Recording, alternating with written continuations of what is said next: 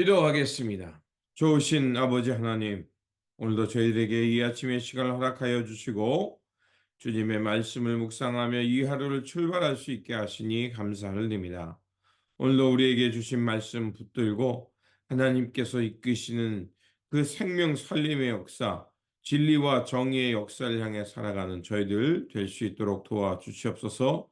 무엇보다도 하나님의 언약 백성답게 하나님을 온전히 경외하며 우리 안에 있는 우상과 또 불의와 불순종, 폭력들을 제거하며 하나님의 기뻐하시는 그 마음을 온전히 담고 따라가며 주님께 바르게 순종하며 살아가는 깨어있는 성도들 되게 하여 주옵소서. 우리 구주 예수 그리스도 이름으로 기도드립니다. 아멘. 오늘 우리에게 주신 말씀은 열왕기상 19장 9절에서 18절입니다. 엘리야는 거기에 있는 동굴에 이르러 거기에서 밤을 지냈다. 그때 주님께서 그에게 말씀하셨다. 엘리야야, 너는 여기에서 무엇을 하고 있느냐? 엘리야가 대답하였다. 나는 이제까지 주 만군의 하나님만을 열정적으로 섬겼습니다. 그러나 이스라엘 자손은 주님과 맺은 언약을 버리고 주님의 제단을 헐었으며 주님의 예언자들을 칼로 쳐서 죽였습니다. 이제 나만 홀로 남아 있는데 그들은 내 목숨마저도 없애려고 찾고 있습니다. 주님께서 말씀하셨다. 이제 곧 나 주가 지나갈 것이니 너는 나가서 산 위에 주 앞에 서 있어라. 크고 강한 바람이 주님 앞에서 산을 쪼개고 바위를 부수었으나 그 바람 속에 주님께서 계시지 않았다. 그 바람이 지나가고 난 뒤에 지진이 일었지만 그 지진 속에도 주님께서 계시지 않았다. 지진이 지나가고 난 뒤에 불이 났지만 그 불 속에도 주님께서 계시지 않았다. 그 불이 난 뒤에 부드럽고 조용한 소리가 들렸다. 엘리야는 그 소리를 듣고서 외투자락으로 얼굴을 감싸고 나가서 동굴 어귀에 섰다. 바로 그때 그에게 소리가 들려왔다. 엘리야야, 너는 여기에서 무엇을 하고 있느냐? 엘리야가 대답하였다. 나는 이제까지 주 만군의 하나님만을 열정적으로 섬겼습니다. 그러나 이스라엘 자손은 주님과 맺은 언약을 버리고 주님의 제단을 헐었으며 주님의 예언자들을 칼로 쳐 죽였습니다. 이제 나만 홀로 남아 있는데 그들은 내 목숨마저도 없애려고 찾고 있습니다. 주님께서 그에게 말씀하셨다. 너는 돌이켜 광야 길로 해서 다마스쿠스로 가거라. 거기에 이르거든 하사엘에게 기름을 부어서 시리아의 왕으로 세우고 또 닙시의 아들 예후에게 기름을 부어서 이스라엘의 왕으로 세워라. 그리고 아벨 무홀라 출신인 사밧의 아들 엘리사에게 기름을 부어서 내 뒤를 이을 예언자로 세워라. 하사엘의 칼을 피해서 도망하는 사람은 예후가 죽일 것이고 예후의 칼을 피해서 도망하는 사람은 엘리사가 죽일 것이다. 그러나 나는 이스라엘에게 7천 명을 남겨 놓을 터인데 그들은 모두 바알에게 무릎을 꿇지도 아니하고 입을 맞추지도 아니한 사람이다. 아멘. 오늘 본문 말씀은 갈멜산에서 승리했던 엘리야가 심하게 좌절에 빠지며 호렙산으로 도피할 때 하나님께서 그를 다시 일으켜 세우시는 말씀입니다. 18장에서 갈멜살과 바알 선지자들의 대결 속에서 엘리야는 하나님의 큰 권능을 드러냈습니다. 그럼에도 불구하고 세상은 크게 변하지 않았고 도리어 이사벨을 통해서 많은 선지자들이 죽음에 처하게 됩니다. 이런 상황을 직면하게 되자 그렇게 하나님의 권능을 드러냈던 엘리야는 이제 낙심하여 그 광야로 피하게 되고 호렙산에 피신하여 숨게 됩니다. 그리고 호렙산에서 엘리야는 탄식하며 하나님을 대하지만 하나님은 그 엘리야를 위로하시고 다시 한번 그를 일으켜 세워서 하나님께서 주신 사명을 감당하게 됩니다. 자, 그러면 오늘 본문을 통해서 엘리야가 왜 탄식했는지, 그가 왜 낙심에 빠졌는지 살펴보면 14절에 이렇게 말하고 있습니다. 엘리야가 대답하였다. 나는 이제까지 주 만군의 하나님만을 열정적으로 섬겼습니다. 그러나 이스라엘 자손은 주님과 맺은 언약을 버리고 주님의 제단을 헐었으며 주님의 예언자들을 칼로 쳐 죽였습니다. 이제 나만 홀로 남아 있는데 그들은 내 목숨마저도 없애려고 찾고 있습니다. 엘리야가 이제 하나님의 하나님됨을 드러내며 큰 권능을 보여주었지만 세상은 그렇다고 해서 쉽게 변하는 것이 아님을 알 수가 있습니다. 그리고 엘리야는 열정을 다해 하나님을 섬겼습니다. 그러나 이스라엘 자손은 여전히 하나님께로 돌아가지 않았고 하나님을 향해 온전히 예배드리지도 않았을 뿐만 아니라 이제 하나님의 뜻을 전하는 사람들을 칼로 죽이며 탄압했던 것입니다. 자, 그러한 세상, 그러한 이스라엘 백성들을 보면서 엘리야는 탄식했습니다. 그러나 그런 탄식과 절망 속에 있을 때 하나님은 엘리야를 그냥 두지 않습니다.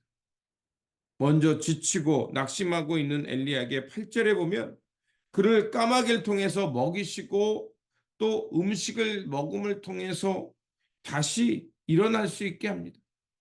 그리고 8절에 보면 40자를 걸어서 이스라엘 백성들이 모세를 통해서 하나님의 언약을 받았던 시내산, 즉 호렙산에 이르게 됩니다. 그리고 호렙산에서 하나님의 음성이 들려옵니다. 9절에 보면 이렇게 되어 있습니다. 하나님께서 그에게 말씀하신데 엘리야야 내가 어찌하여 여기에 있느냐.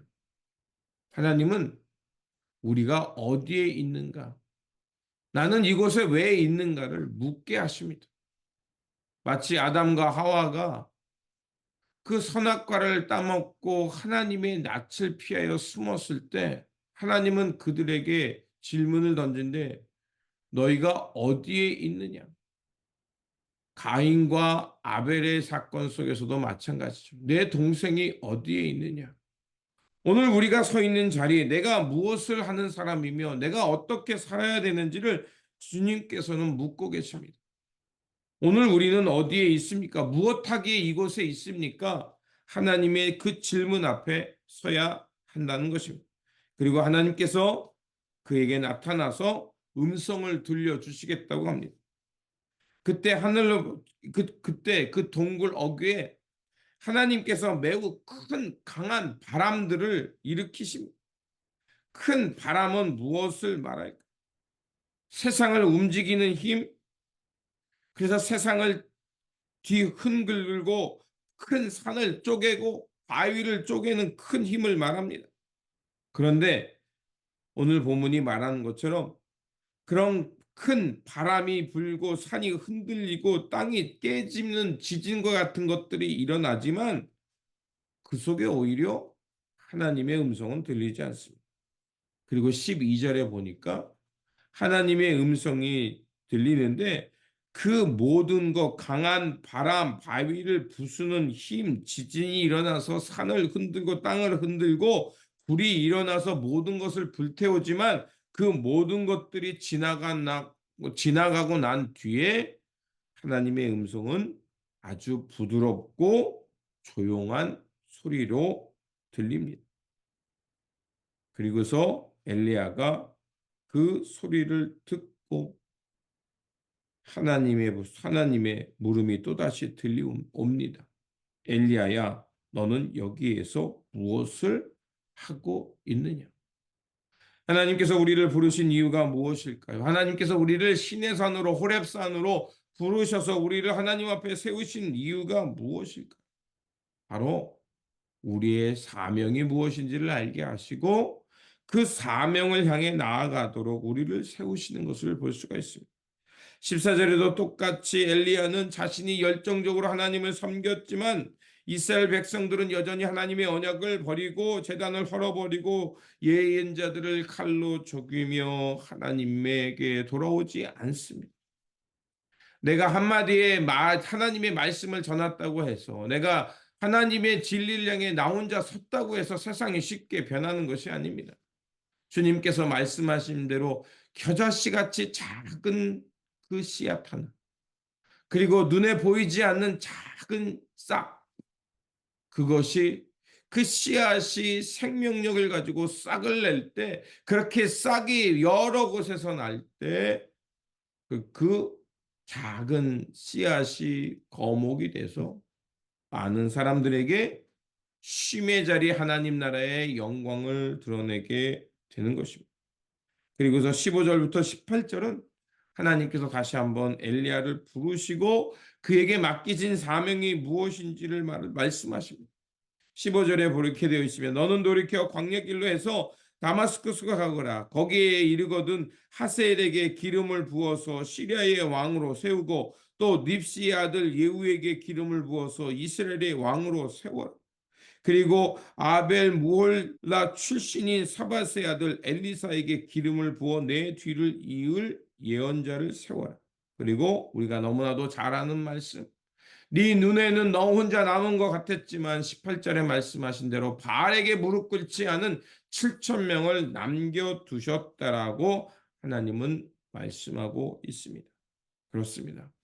오늘 본문을 통해서 하나님은 우리가 하나님 앞에서 아무리 큰 권능을 보였다 할지라도 세상이 그것 때문에 변하지 않는다는 것이고, 이 세상을 변화시키고 이 역사의 새바람을 일으키는 것은 여호와 하나님이며 하나님의 그 부르심을 향해 일어난 민초 같은 작은 자를 통해서 하나님의 세상이 새롭게 일어난다는 것입니다. 그래서 하나님은 그 갈멜산에서 하나님을 여호와를 그 엘리야를 들었으니, 갈멜산에서 큰 권능을 행했던 엘리야를 들어쓰는 것이 아니라 오히려 지쳐 광야에 나가서 죽기를 구하며 하나님 앞에 아무것도 아니라고 고백하는 그 낮고 낮은 엘리야를 통해 이 세상을 변화시키는 것을 볼 수가 있습니다. 또한 이 본문이 오늘 우리에게 말하는 것은 우리가 믿음으로 살다가 새파를 만나 무너질 수밖에 없고, 그러나 그 무너짐 속에서 하나님은 우리를 그냥 내버려 두는 것이 아니라 우리에게 찾아오셔서 다시 사명자로 살아갈 수 있도록 세워주신다는 것입니다.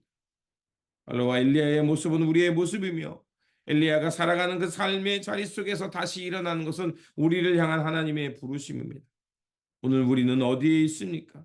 세상 풍파로 떠밀려가고 있는 것은 아닙니까? 세상 풍파에 나약해져서 아무것도 할 수 없는 무기력에 빠져 있는 것은 아닐까요? 그러나 하나님은 그렇게 나약하고 무너진 자를 찾아오시고 그와 함께 하실 뿐만 아니라 그를 회복시켜 주셔서 다시 사명자로 서게 하십니다. 그러므로 오늘 우리가 있는 이 자리를 향한 하나님의 부르심이 무엇인지를 알고 엘리야의 몸과 마음을 회복시켜서 다시 사명자로 세우신 것처럼 주님의 그 세미한 음성을 듣고 이제 눈이 밝아져서 하나님께서 우리를 부르시고 우리를 보내신 이 땅에서 무엇을 하며 살아야 하는지, 우리가 사명자로 어떻게 살아가야 하는지를 바르게 깨닫고 살아가는 저와 여러분들이 되시기를 주님의 이름으로 축원드립니다. 기도하겠습니다. 우리를 부르시고 사명을 주신 하나님, 오늘 말씀을 통하여 깨달은 것처럼 하나님은 우리의 상처와 두려움을 아시고 어루만져 주실 뿐만 아니라 다시 세워 주심을 깨달았습니다. 그러하오니 오늘 우리를 이곳에 부르시고 보내신 그 하나님 나라의 부르심과 사명을 알게 하시고 혹 세파로 넘어질 때 우리를 찾아와 위로해 주시는 주님의 손길을 발견하게 하여 주옵소서. 그래서 주님의 음성을 통해 다시 일어나 사명을 완수하며 이 땅의 새하늘과 새 땅의 바람을 일으키는 하나님의 사명자들이 되게 하여 주옵소서. 우리 구주 예수 그리스도의 이름으로 기도드립니다. 아멘.